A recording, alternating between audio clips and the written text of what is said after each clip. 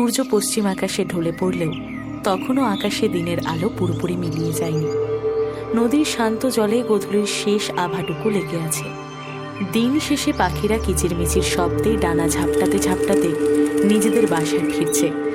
এমন শান্ত আবহের মধ্যেই জলের বুকে মৃদু শব্দ তুলে একটি নৌকো এসে ভিড়ল খেয়াঘাটে। নৌকোটা ঘাটে বাঁধা হতেই ধীর পায়ে নেমে এলো এক নবদম্পতি।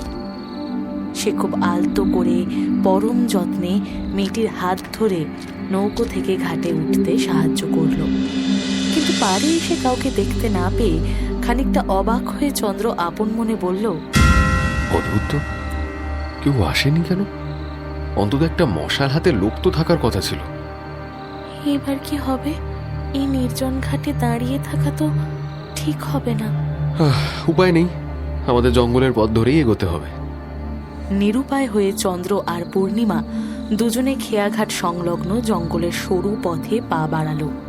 কিছুটা পথ এগোতেই হঠাৎ এক অদ্ভুত মাদকতাময় সুবাস ভেসে এলো। চলতে চলতে পূর্ণিমাকে দাঁড়িয়ে পড়তে দেখে চন্দ্র বলল, কি হলো, তুমি দাঁড়িয়ে পড়লে যে? চন্দ্র, গন্ধটা পাচ্ছ?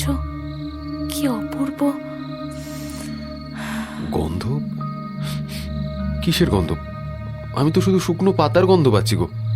চলো পূর্ণিমা, চলো, দেরি করো না, আমাদের অনেকটা পথ যেতে হবে এখন, চলো। ধুর, তুমি না, সত্যি। দাঁড়াও, আমি এক্ষুনি আসছি। পূর্ণিমা, পূর্ণিমা দাঁড়াও, যেও না কোথাও। আরে কোথাও কোনো গন্ধ নেই, শোনো আমার কথা। পূর্ণিমা, পূর্ণিমা, পূর্ণিমা। চন্দ্রের বারণ পূর্ণিমার কানে পৌঁছল না। সে চন্দ্রের হাজারো বারণ উপেক্ষা করে যেন কোনো মন্ত্র বলে আবিষ্ট হয়ে ঘন জঙ্গলের ভেতরে ঢুকে পড়ল।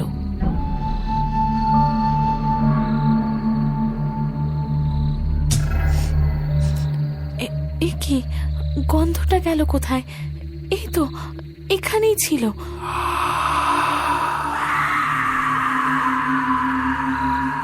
পূর্ণিমা, পূর্ণিমা,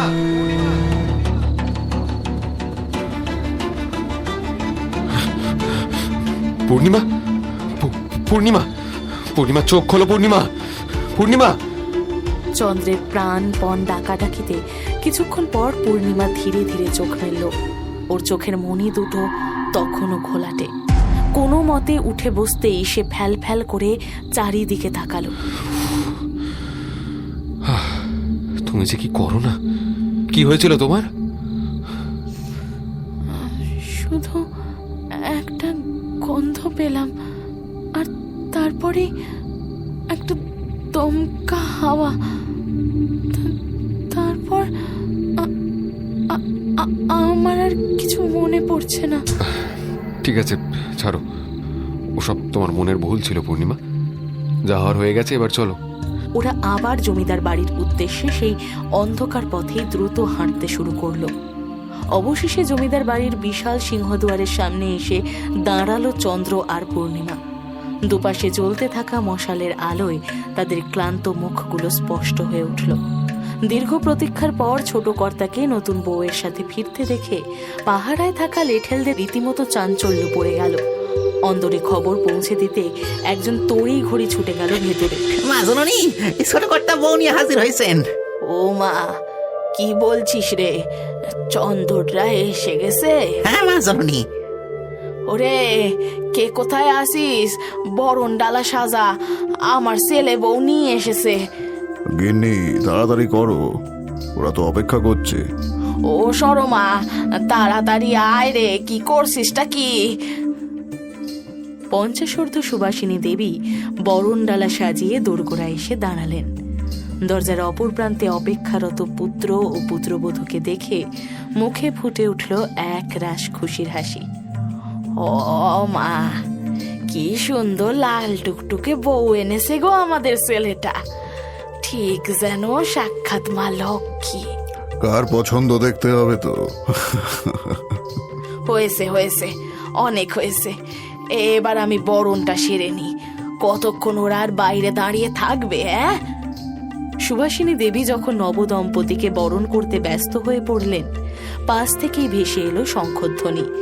সেই মুহূর্তে জমিদার সূর্যনারায়ণের নজর গেল পূর্ণিমার পাশের মাটির দিকে।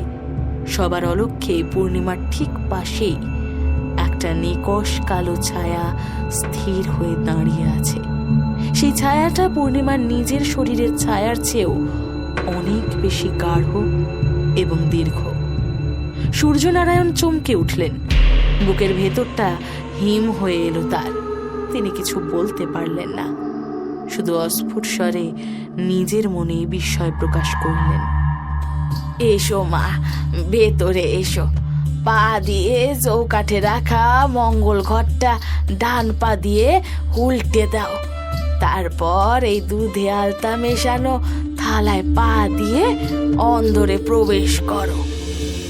পূর্ণিমা এক মুহূর্ত স্থির চোখে সেই ধান ভরা মঙ্গল ঘরটির দিকে তাকিয়ে রইল। পর মুহূর্তেই সবার প্রত্যাশা উপেক্ষা করে হঠাৎই সে নিজের বাঁ পা বাড়িয়ে সজোরে একটা লাথি মেরে ঘরটিকে বাড়ির ভেতরের দিকে নয়, বরং চৌকাঠের বাইরে ছিটকে ফেলে দিল। এ কি ধরনের মূর্খতা বৌমা? শুভক্ষণে কেউ কি এরকম অশুভ কাজ করে? এ কি করলে বৌমা? মঙ্গল ঘট বাইরে ফেলে দিলে? হে ভগবান! পরিস্থিতি সামাল দিতে চন্দ্র এগিয়ে এলো। মা, বাবা, তোমরা রাগ করো না। আসলে জঙ্গলের পথে ওর শরীরটা খুব খারাপ হয়ে পড়েছিল। ও হয়তো দুর্বলতার কারণে ভুল করে ফেলেছে। তোমরা দয়া করে কিছু মনে করো না। চন্দ্রের কথায় পরিবেশ কিছুটা শান্ত হলেও জমিদার সূর্যনারায়ণের মনের ভয় দূর হলো না। তিনি মনে মনে প্রমাদ করলেন। পূর্ণিমার জমিদার বাড়িতে প্রবেশের পর থেকেই একটা থমথমে পরিবেশ বিরাজ করতে শুরু করলো। একের পর এক অদ্ভুত ঘটনা ঘটতে লাগলো নিত্যদিন। এ কি, ঘর তো বন্ধ, অথচ ঘরে বৌমার হাসির আওয়াজ আসছে। ঠিক সেই সময় সিঁড়ি দিয়ে উঠে এলো চন্দ্র।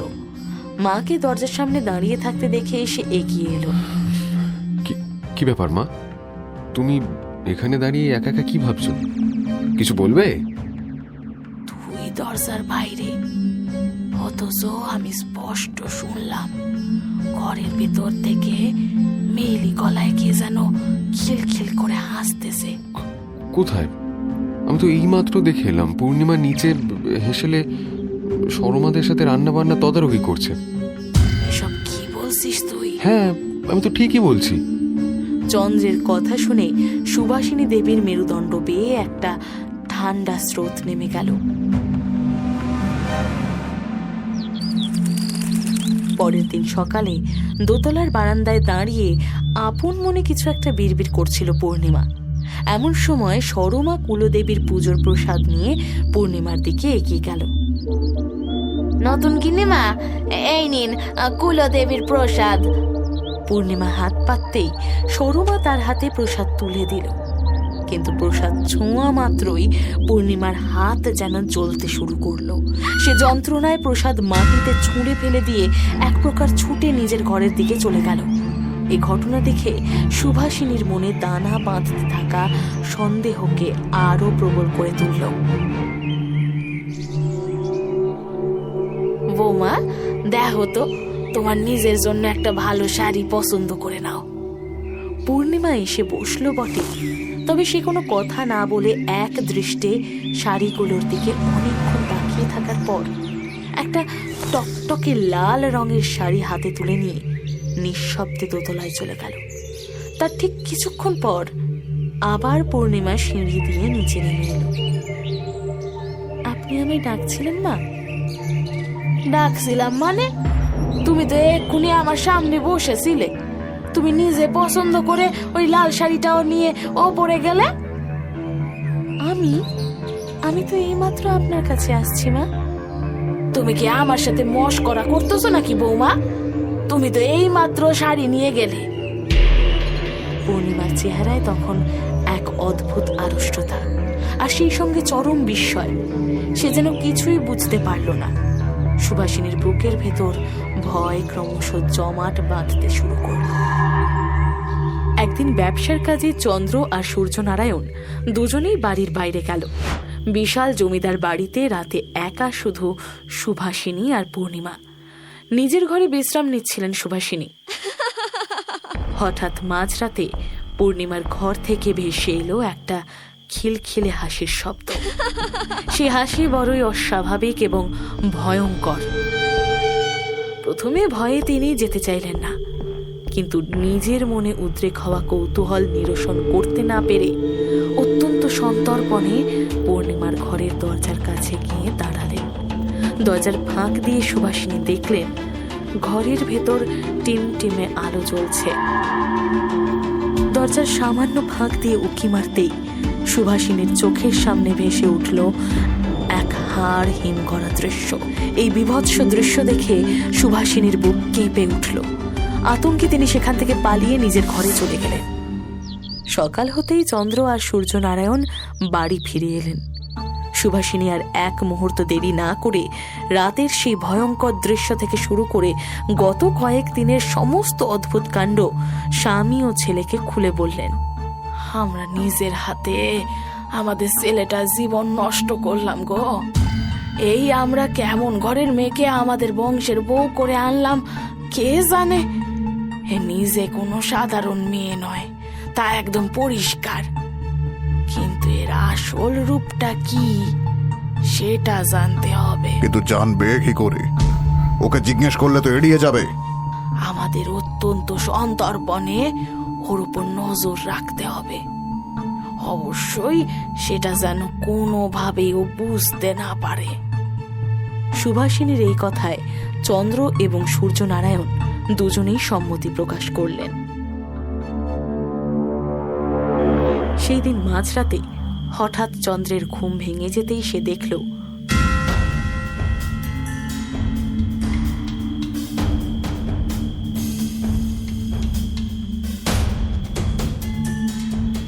পূর্ণিমা, এত রাতে তুমি কোথায় যাচ্ছ? দাঁড়াও। আমি যেখানেই যাই সেই কৈফিয়ত কি তোমাকে দিতে হবে? অবশ্যই দিতে হবে। মাঝরাতে দরজা খুলে কোনো স্ত্রী যদি বাইরে বেরোয় আর তার স্বামী যদি তাকে প্রশ্ন করে যে স্ত্রী কোথায় যাচ্ছে, আমি মনে করি সে অধিকার একজন স্বামী হিসেবে আমার রয়েছে। আমি তোমাকে কোনো উত্তর দিতে বাধ্য নই। আচ্ছা, তুমি বাধ্য। তোমাকে বলতেই হবে তোমার এই ব্যবহারের কারণ কি। আমাকে বাধা দেওয়ার তুই কে?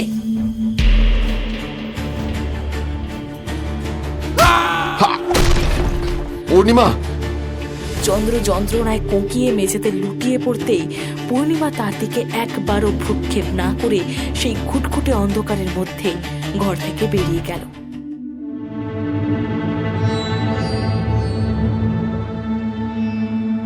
দালানের একপাশে মাথায় পট্টি বেঁধে বসে আছে চন্দ্র। তার সামনে উদ্বিগ্ন মুখে দাঁড়িয়ে আছেন সূর্যনারায়ণ আর সুভাষিনী। কাল রাতের ভয়ঙ্কর অভিজ্ঞতার কথা শুনে দুজনেরই চোখে মুখে আতঙ্কের ছায়া। হে মা ভবানী, হে কি শুনতেছি!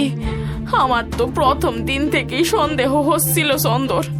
আমি আগেই বুঝছিলাম এই মেয়ে কোনো সাধারণ মেয়ে নয়। এর হাবভাব, চোখের চাউনি, সবকিছুর মধ্যেই একটা অলক্ষণে ব্যাপার আছে। না মা, না মা, তোমরা যেটা ভাবছো সেটা নয়। পূর্ণিমা খারাপ নয় গো। ওর সাথে নিশ্চয়ই কোনো অদ্ভুত কিছু হয়েছে। আসলে আমি তোমাদের একটা কথা তখন বলিনি বা বলতে চাইনি। কি এমন কথা যেটা তুই আমাদের বলিসনি? ফেরার দিন ওই জঙ্গলের পথে আস্তে আস্তে পূর্ণিমা হঠাৎ একটা অদ্ভুত গন্ধ পায়। আমি বারণ করা সত্ত্বেও জঙ্গলের ভেতরে ঢুকে যায়। তারপর হঠাৎ একটা দমকা হাওয়া। আমি ছুটে গিয়ে দেখি ও জ্ঞান হারিয়ে পড়ে আছে। জ্ঞান ফেরার পর ওর চোখের দৃষ্টি কেমন ঘোলাটে হয়ে গেছিল বাবা। চন্দ্রের মুখে জঙ্গলে জ্ঞান হারানোর কথা শোনা মাত্রই সূর্যনারায়ণের মুখের রং ফ্যাকাশে হয়ে গেল। তিনি যেন কোনো এক পুরনো ভয়ের গন্ধ পেলেন। তার হাত পা ঠান্ডা হয়ে আসতে লাগলো। সর্বনাশ! আমার তো মনে হচ্ছে বৌমাকে ভূতে পেয়েছে। ওই জঙ্গলের কোনো অশুভ ছায়া ওর উপর ভর করেছে। এবার উপায়? ওকে এই অবস্থা থেকে আমরা বাঁচাবো কি করে? উপায় একটা আছে। আমি শুনেছি আমাদের গ্রামের শেষ প্রান্তে ও শ্মশানের ধারে এক তান্ত্রিক থাকেন। উনি নাকি সব ভূত প্রেত অশুভ ছায়া তাড়ানোতে সিদ্ধ হস্ত। একবার তার কাছে গেলে হয় না? আমার মন বলতেছে উনি নিশ্চয়ই আমাদের এই ঘোর বিপদের একটা সমাধান করতে পারবেন। চলো, তাই চলো। আর এক মুহূর্ত দেরি করা ঠিক হবে না। সূর্যনারায়ণ, সুভাষিনী ও চন্দ্র এসে পৌঁছল গ্রামের শেষ প্রান্তে ভৈরবানন্দ তান্ত্রিকের ডেরায়। রক্তবস্ত্র পরা তান্ত্রিক চোখ বুজে বসেছিলেন। চন্দ্র আর তার বাবা মা সমস্ত ঘটনা খুলে বলতেই তিনি ধীরে ধীরে বললেন, আমাকে আর বেশি কিছু বলতে হবে না, আমি সব বুঝতে পেরেছি। তোর পুত্রবধূর ওপর এক ভয়ঙ্কর প্রেতাত্মা ভর করেছে, আর তোদের হাতে খুব বেশি সময় অবশিষ্ট নেই। যা করার খুব শীঘ্রই আমাদের করে ফেলতে হবে, নাহলে তোদের পুরো পরিবারের ওপর চরম বিপদ নেমে আসবে। আর সে কোনো সাধারণ প্রেতাত্মা নয়, সে তোদের কাউকে জ্যান্ত ছাড়বে না। আপনি তো ত্রিকালদর্শী বাবা। ওই আত্মা কে? কেন সে আমাদের পরিবারের এত বড় ক্ষতি চায়? আমাদের বলুন বাবা। আজ রাতে অমাবস্যা, এই দিন প্রেতাত্মাদের শক্তি থাকে সর্বোচ্চ। সে কেন ক্ষতি চায় তার উত্তর তুই নিজেই পাবি, কিন্তু তার আগে তোর পুত্রবধূকে বাঁচাতে গেলে আজ রাতেই একটা কাজ করতে হবে।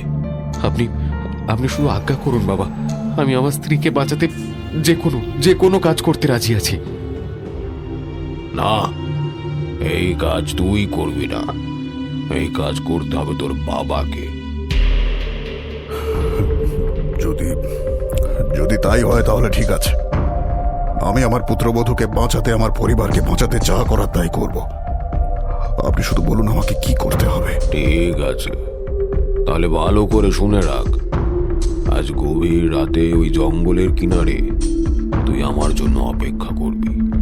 কেউ যেন তোর সাথে না থাকে। তারপর আমি তোকে নিয়ে যাব ঠিক সেইখানে যেখান থেকেই সব কিছুর সূচনা হয়েছিল।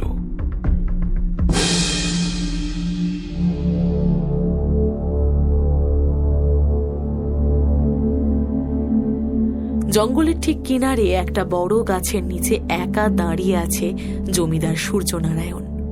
ভয়ে তার গলা শুকিয়ে আসছে। ঘন ঘন চারপাশ দেখছে সে। এমন সময় নিঃশব্দে অন্ধকারের বুক চিরে সেখানে এসে দাঁড়ালো সেই তান্ত্রিক। চল, এবার যেতে হবে, সময় ঘনিয়ে এসেছে। কোথায় যাব বাবা? আপনার কথা তো আমি ঠিক বুঝতে পারলাম না। তান্ত্রিক কোনো উত্তর দিল না, শুধু ইশারায় তাকে নিজের পিছু পিছু আসতে বলল।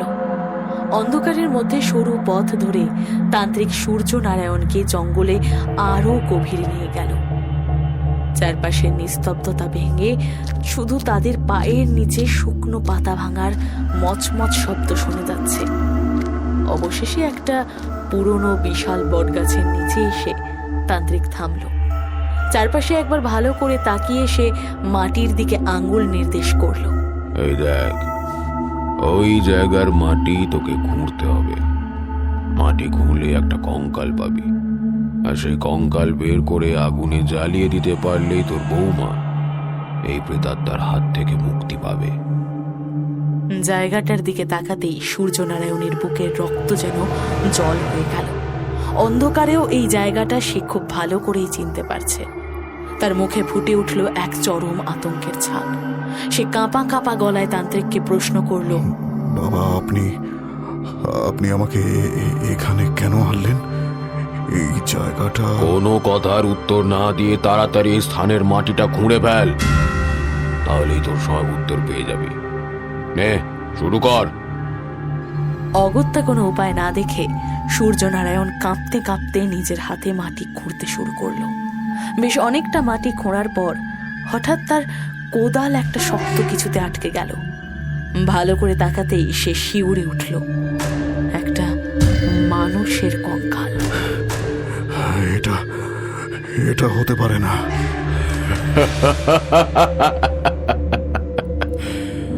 এত তাড়াতাড়ি ভুলে গেলি এটা কার কঙ্কাল? তান্ত্রিকের অট্টহাসি শুনে সূর্যনারায়ণের মুখে চরম ভয় আর বিস্ময়ের ছাপ ফুটে উঠল। ভুলে গেলি সূর্যনারায়ণ?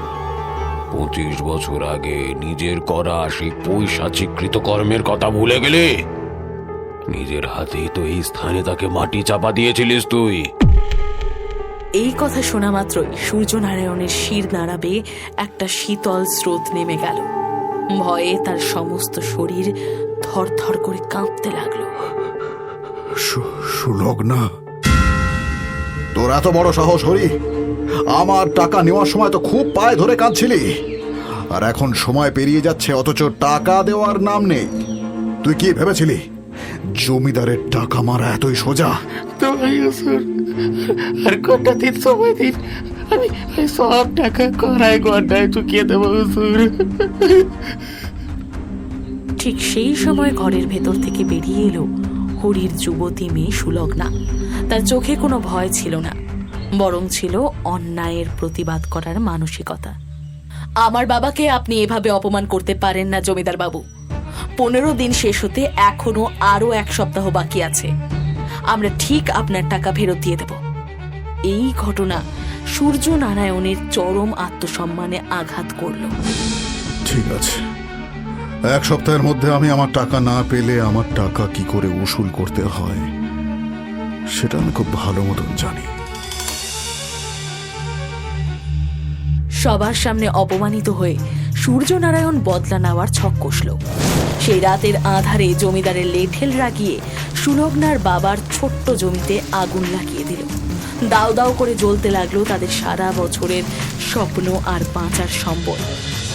সকালে ঘুম থেকে উঠে হরি দেখল তার সমস্ত ফসল আগুনে পুড়ে ছাই হয়ে গেছে। সে মাথায় হাত দিয়ে বসে কান্নায় ভেঙে পড়ল। ভগবান, তুই কি করলি? মানে এবার আমাদের কি হবে? ওই জমিদার সূর্যনারায়ণ যে আমাদের জ্যান্ত পুঁতে ফেলবে রে। কিভাবে ওর টাকা ফেরত দেব? কাল কাল তুই জমিদারকে শুনে ওসব কথা বললি, উনি তো আরো রেগে গিয়ে কাজ করেছেন। এবার এবার জানি না আমাদের কপালে কি আছে। তুমি একদম চিন্তা করো না বাবা, আমি নিজে আজ রাতে গিয়ে জমিদারের কাছে ক্ষমা চেয়ে নেব। আমার বিশ্বাস শুনে আমাদের পরিস্থিতি বুঝলে নিশ্চয়ই আমাদের আরো কিছুদিন সময় দেবেন। রাতের বেলা সুলগ্না একা উপস্থিত হলো জমিদারের প্রাসাদে। প্রহরীদের কাছে জানতে পারল জমিদার তখন প্রমোদশালায় রয়েছেন। উপায় না দেখে সুলগ্না সেখানেই গিয়ে হাজির হলো। কি তুমি এখানে? জমিদার বাবু, গতকাল রাত্রে কে বা কারা আমাদের জমিতে আগুন লাগিয়ে সমস্ত ফসল নষ্ট করে দিয়েছে। আপনি যদি দয়া করে আমাদের আরো কিছুদিন সময় দেন তাহলে আমরা একটু একটু করে আপনার সব টাকা ফেরত দিতে পারবো। থাক সেসব কথা, তুমি চাইলে তোমার বাবার পুরো টাকাটাই মাফ করে দিতে পারি, তবে তার জন্য তোমাকে আজকে রাতটা আমার সঙ্গে কাটাতে হবে।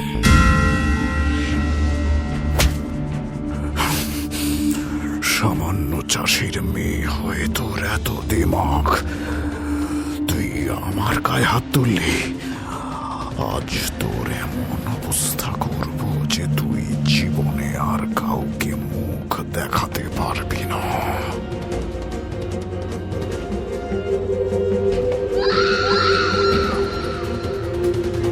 তারপর নিজের লেঠেলদের দিয়ে রাতের অন্ধকারে জঙ্গলের ওই নির্দিষ্ট জায়গায় সুলগ্নার মৃতদেহ পুঁতে দিয়ে আসে।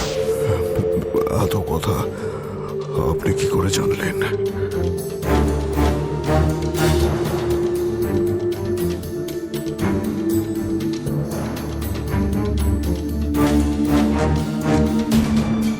তারপর যেদিনই নারকীয় সত্যটা জানতে পারলাম, আমি সেই দিনই প্রতিজ্ঞা করেছিলাম তোর এই পাপের চরম শাস্তি আমি তোকে দেবই।